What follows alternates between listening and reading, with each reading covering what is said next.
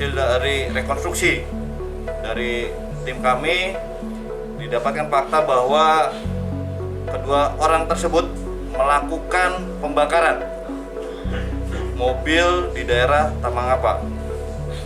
Jadi dengan cara mereka menyemprotkan, menyiram dari botol aqua yang berisi bensin ini ke atas pintu mobil, kemudian melakukan pembakaran. Adapun dari kedua orang tersebut, dari MA ini merupakan pelaku pembakaran, sedangkan saudara MD ini merupakan orang yang membonceng saudara MD ini. Gara-gara cinta ya, Bang?